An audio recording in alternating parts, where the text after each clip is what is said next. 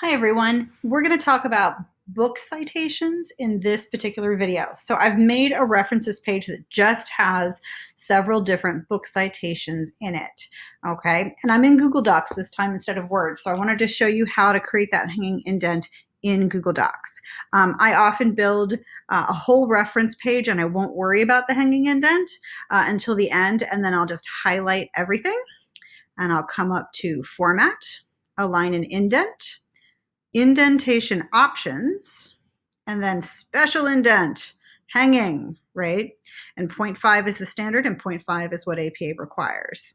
Then you can hit apply and it's going to do all the work for you. Do not drive yourself crazy trying to hit the space bar or the tab button to create your hanging indents. That's just going to be an exercise in frustration, and it's going to kill a lot of time because every time you change a word or a spacing or something, you have to redo that.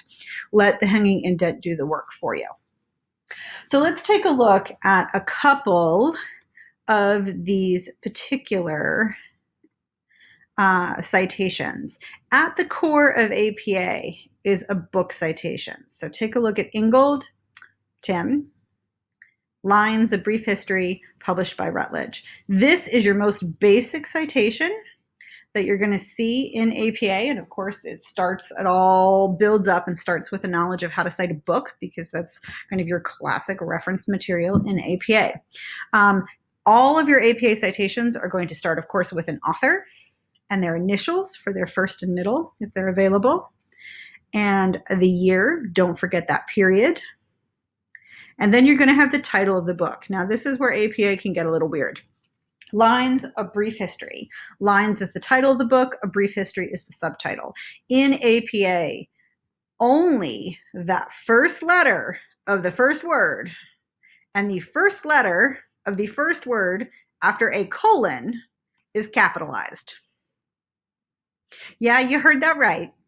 The first letter of the first word and the first letter of the first word after a colon is capitalized. Everything else isn't, which is why brief and history aren't, even though in normal capitalization rules they would be. Okay, so take a look at the other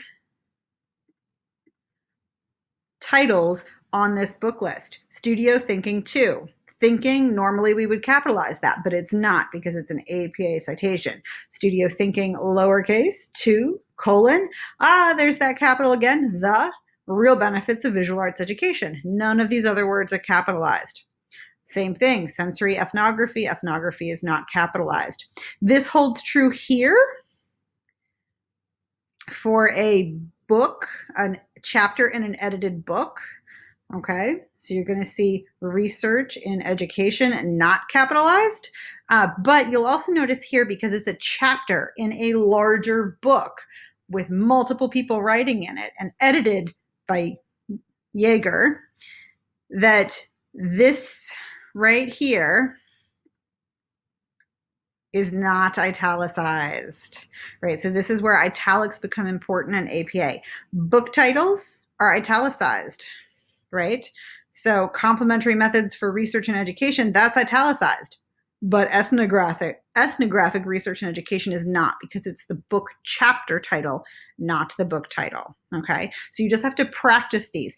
In general, you can think of what is the biggest module that I'm citing. That's what gets italicized, the whole book or the whole journal. So if you're citing a journal, and we'll talk about that next, the journal gets italicized because it's the biggest kind of module that's holding the piece of writing that you're citing.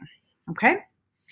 Other things to pay attention to with books, you can see if you have second editions, right? You put those in parentheses. You'll also note in all APA citations that periods happen after the date and after the title and at the end, right? So a period kind of closes each component. So don't forget those, especially that last one after the publisher. Okay, if you're moving from the 6th edition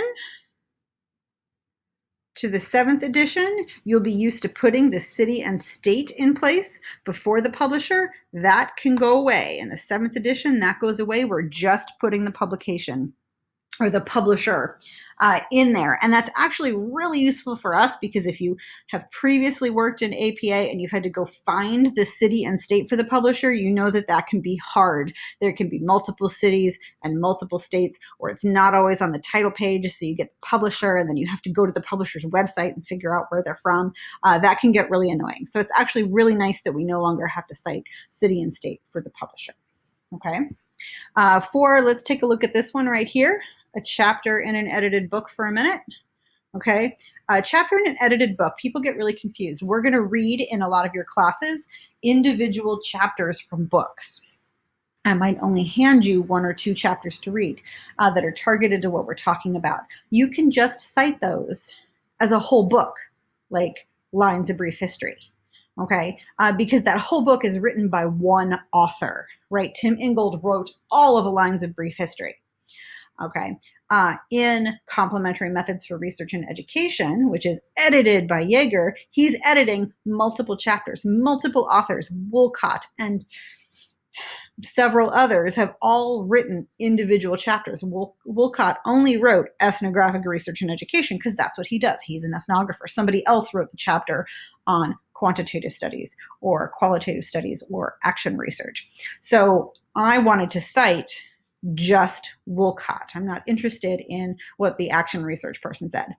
So in that case, you have to remember that the book has an editor, and it's going to say editor on the front cover and the title page. But then if you see multiple authors inside, you have to use this format. You can't just cite the whole book because Yeager didn't write those words. And always the goal is to be accurate in ascribing credit to who said individual words or who had individual ideas that are influencing how you're thinking. Okay, so for a chapter in an edited book, you cite the chapter you're working with first, and then you say, hey, it's in this other book.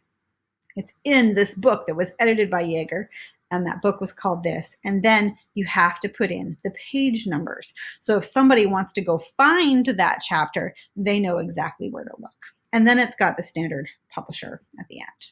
Okay, so practice these, memorize these. With a little practice, you get the basic structure of an APA citation down, and it makes it easier to, adapt to other formats after that.